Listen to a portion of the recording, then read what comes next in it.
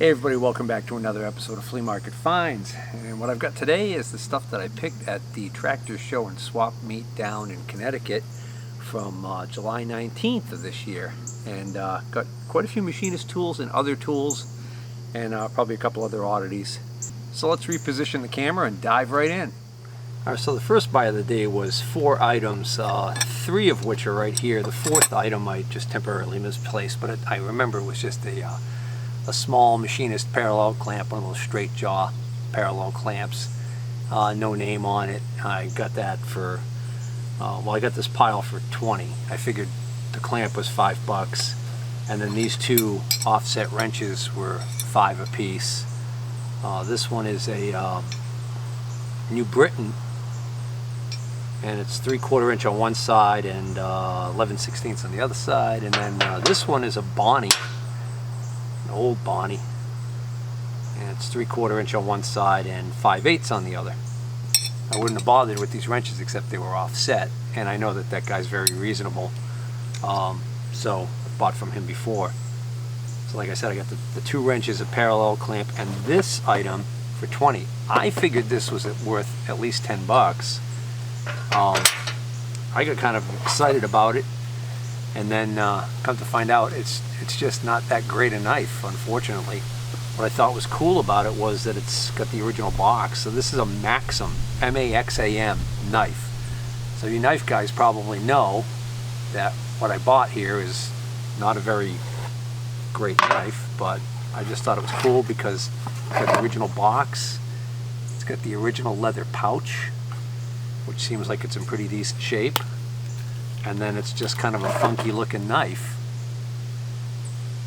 You know, it's got this weird guard here, and on one side it says MX45 surgical stainless steel, and on the other side it says manufactured in Taiwan, national headquarters USA.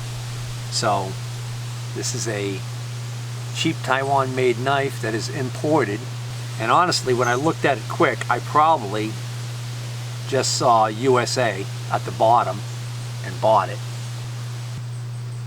but the joke's kind of on me.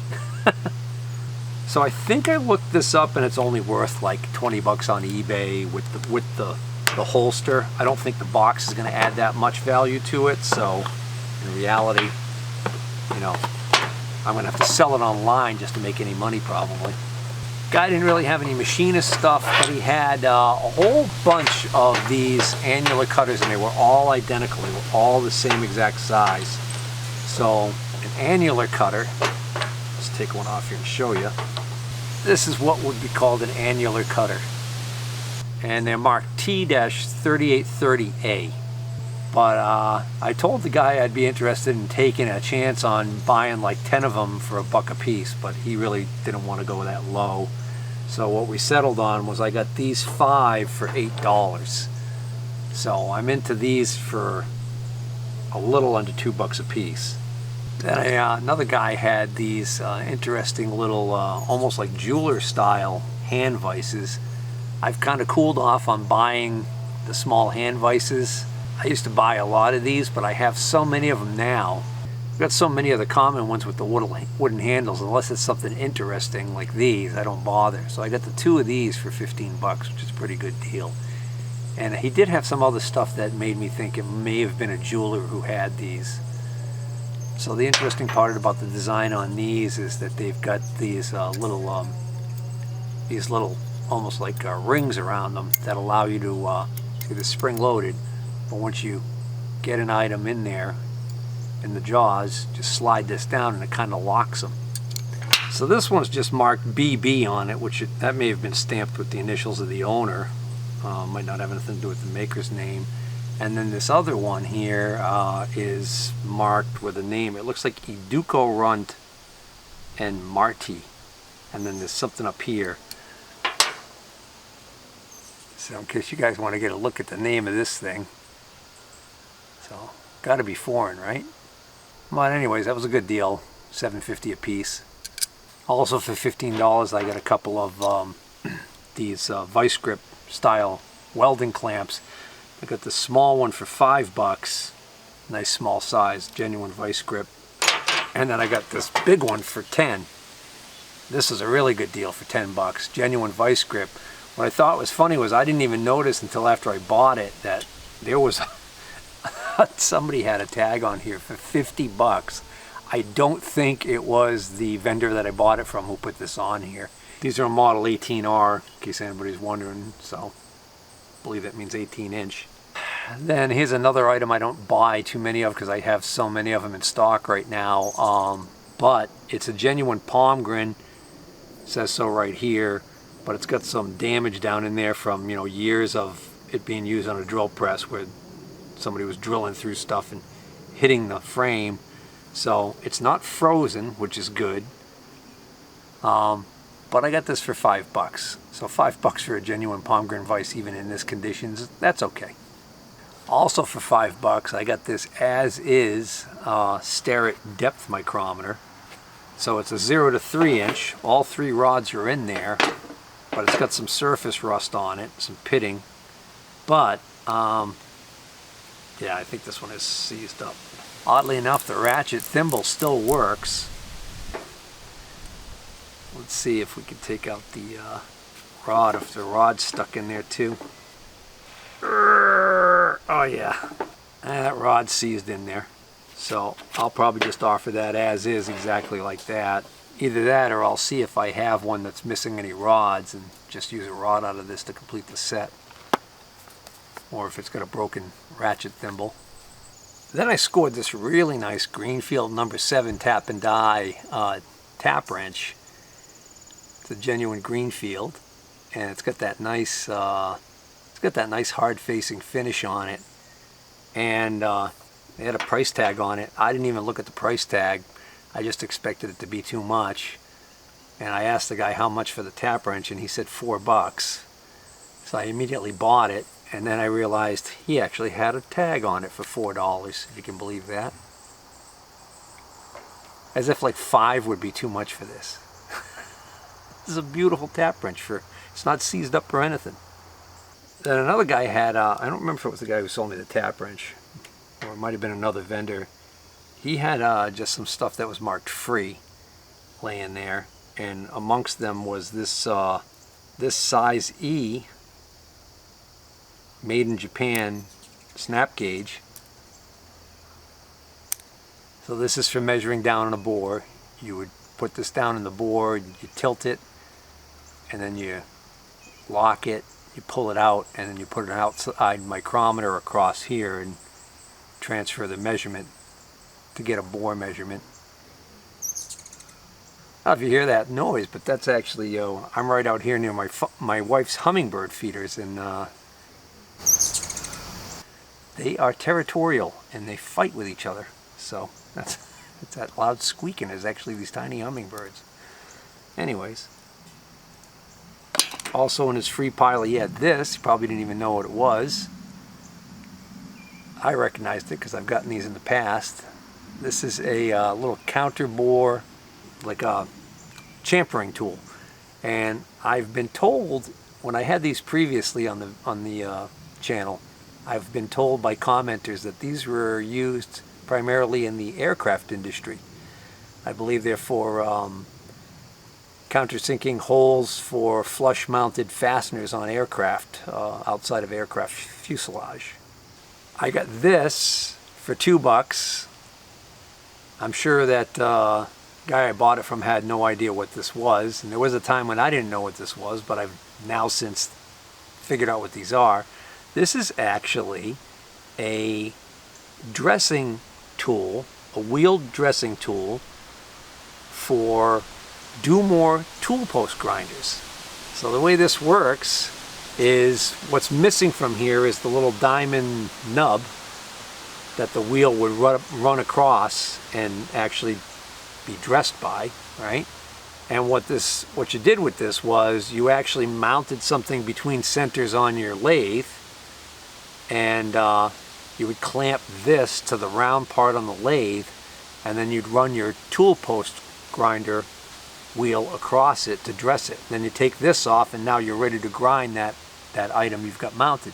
So I got this for $2. These are ridiculously expensive if you order them through Doomore. I think they're actually still in the catalog, but they're silly for how much, silly money for what they are.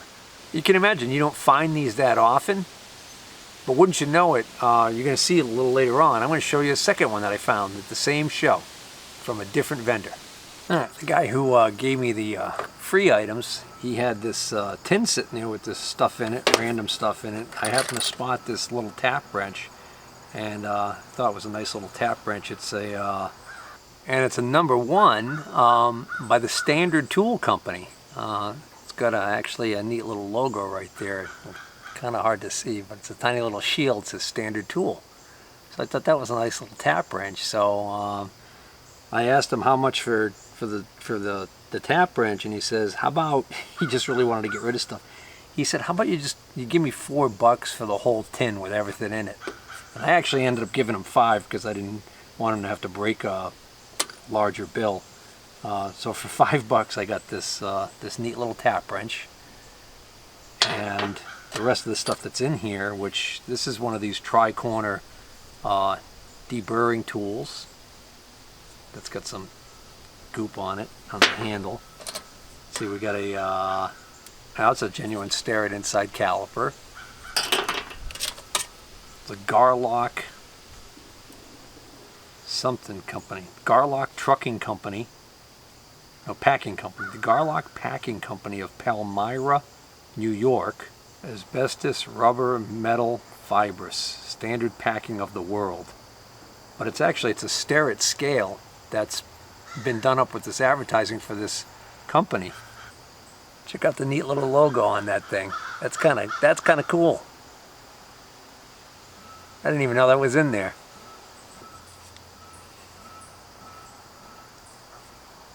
Don't know what that is.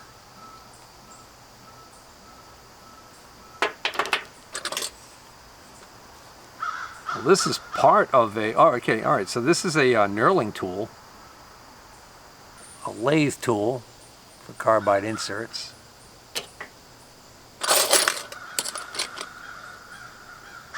A couple of random small hole gauges here. That's a Starrett. Oh, we got a 1/4-inch offset screwdriver by Proto.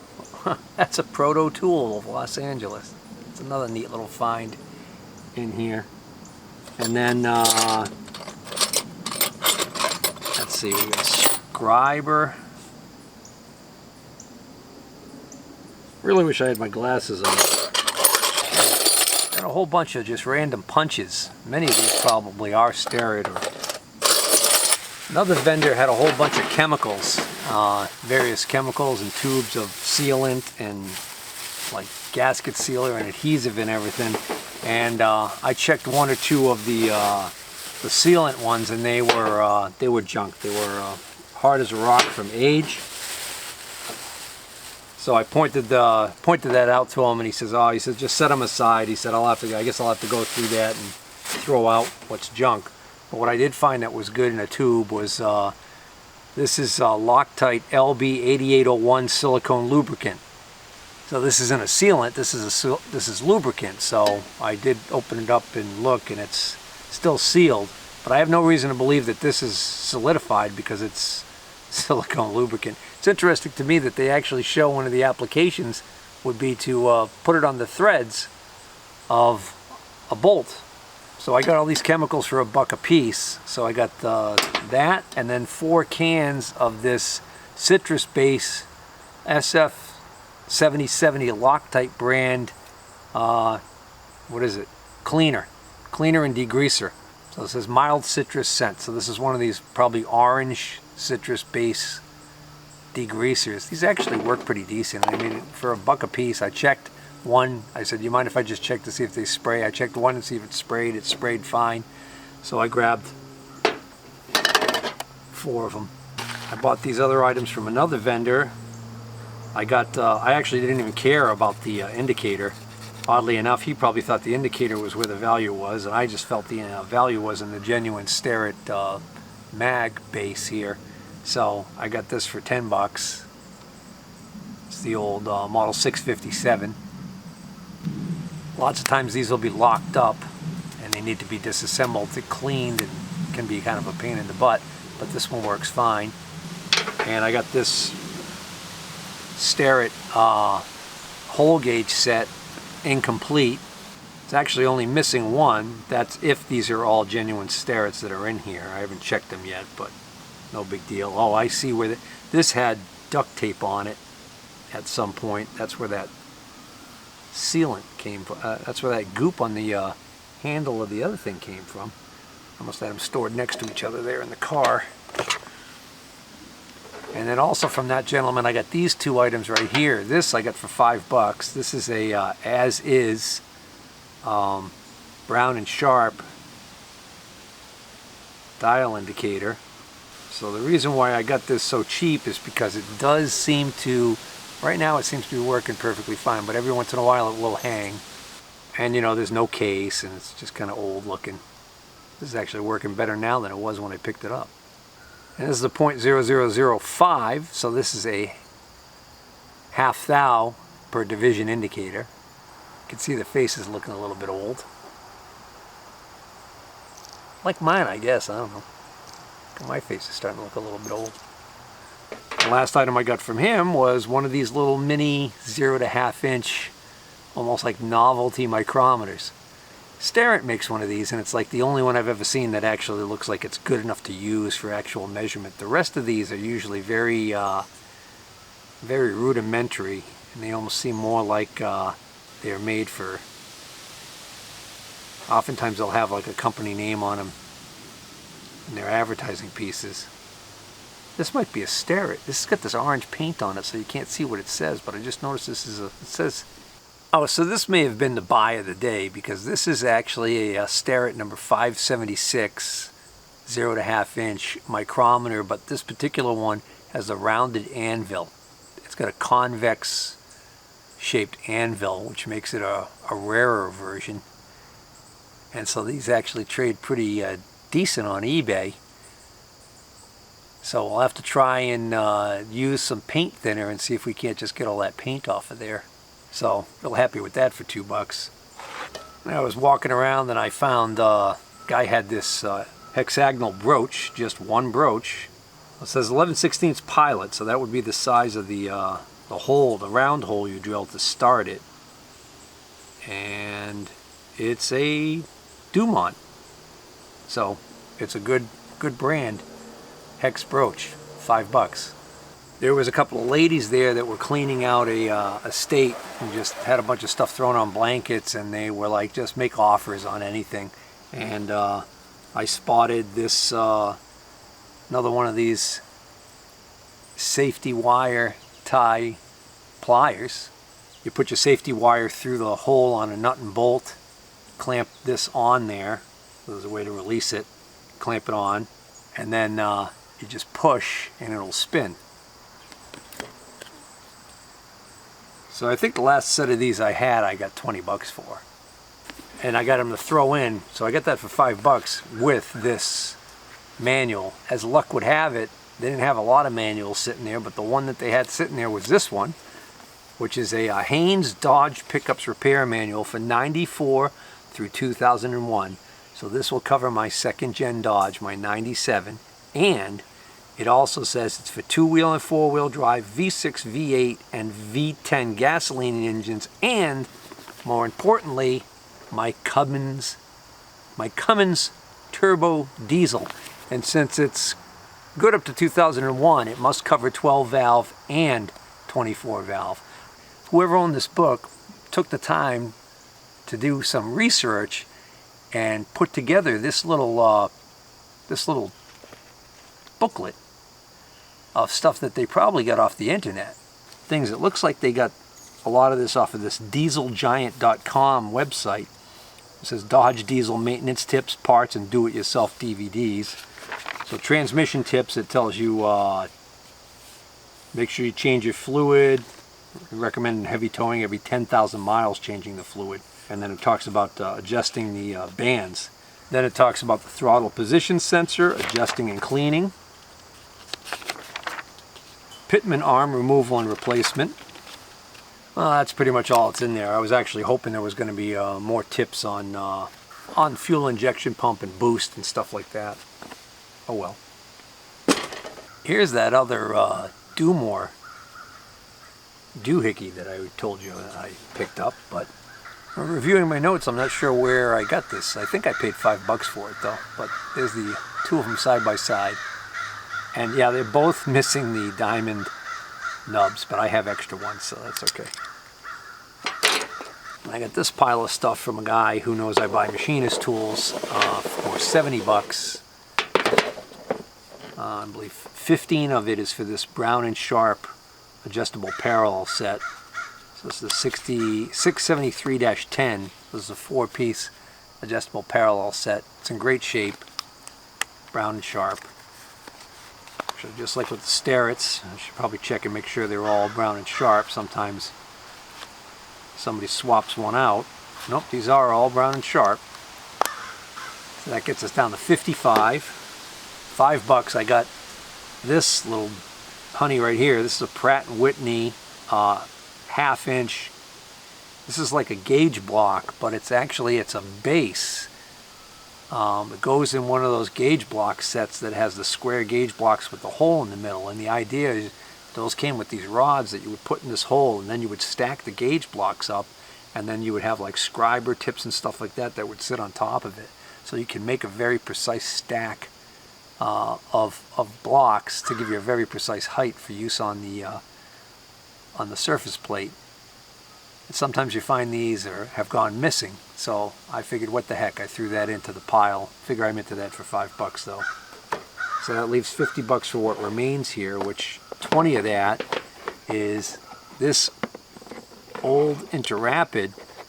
Now the foam is horrible, it's all broken down and falling apart, but the actual underlying Interrapid indicator that's in this box is actually in pretty darn good shape. So it's not going to take much to clean this up, turn it into a nice usable indicator for somebody. So nice Interrapid for $20.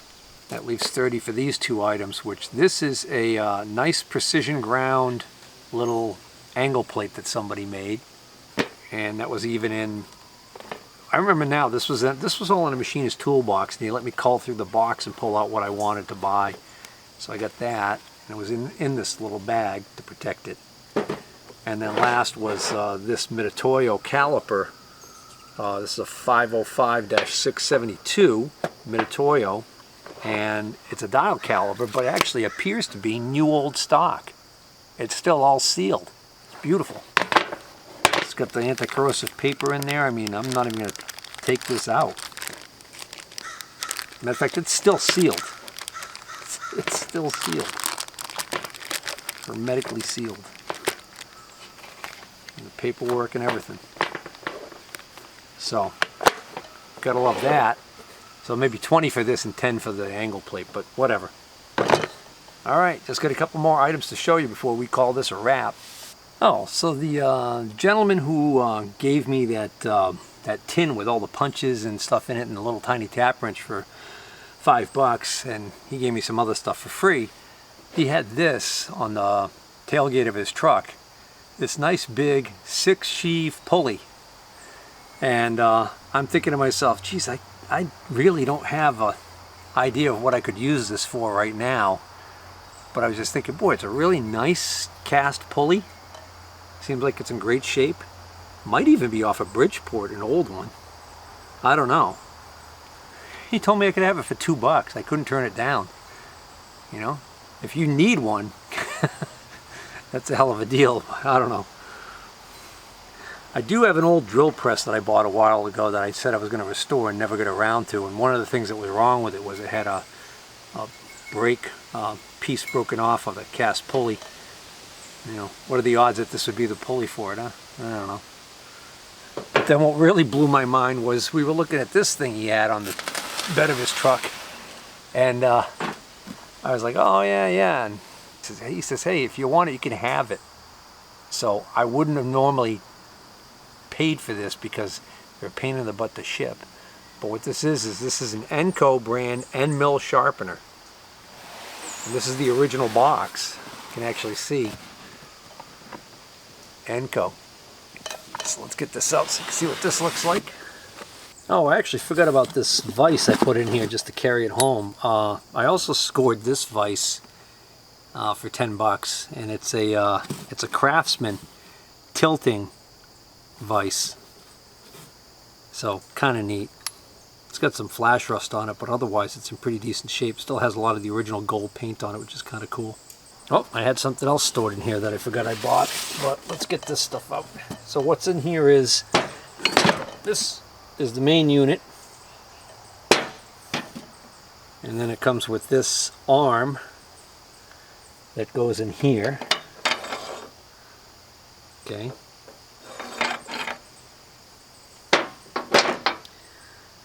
And then this is one of the two arbors that it comes with. So this is for holding two different size. You flip it around.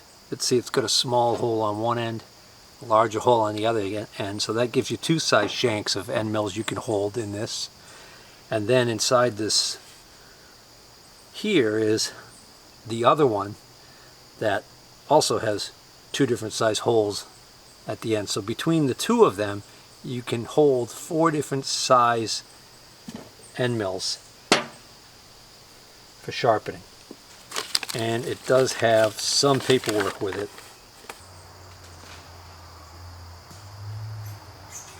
Just checking on eBay, and yes, they do still sell the end mill sharpening fixtures.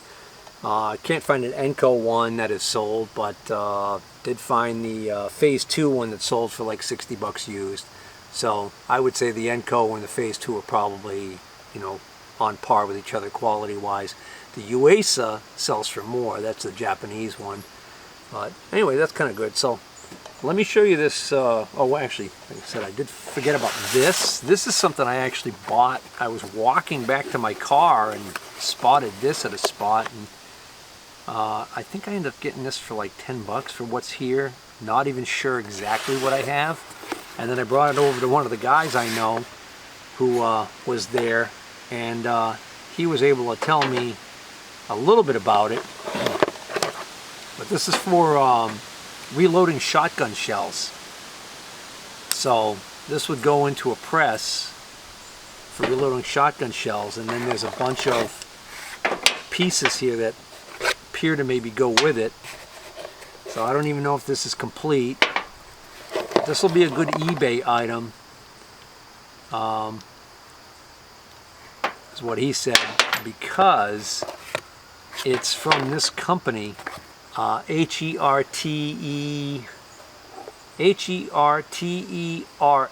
Herters, which apparently is a good brand of reloading equipment. So, oh, and then also in this box with the reloading stuff was this, which is actually a sight that came off of something. I forgot what. Oh, it says right on it, it's Mossberg. So this is a Mossberg iron sight. I think they call these iron sights. So you actually look through this little tiny disc right here. There's a tiny hole. So that's a rear sight for a Mossberg. Probably a 22 or something. There's even the 2 screws in there for this. And this is the final item. It's pretty much the final buy of the day. Not that I didn't see this first thing in the morning. It's just that I didn't want to pay the 50 or 60 bucks that he was asking for in the morning. So I was willing to take a chance and just see if I could get it for cheaper later on. I kept trying to get it for 30 bucks. By the time I was ready to leave, it was still there, but that's a 2-day show. So the odds are somebody would come along either later that day or more likely the next day and maybe decided to buy it. And he probably would have come down in price by then. But I did get him down to 5 bucks to 45 bucks for this. But that's still not a bad deal at all for this. This is a Greenfield Tap and Die number 8. This is one of the largest in the series. I don't think it's the largest. Matter of fact, I know it's not the largest. But this is a hard to find tap wrench in this size. It's got some surface rust on the handles, but it's got the nice case hardening finish. Get you a close up of that thing. See how large that is? That's what she said. Imagine the force required to turn taps that size, cutting taps. So anyways, this is probably the second best thing I got there next to that Starrett little 1/2-inch micrometer.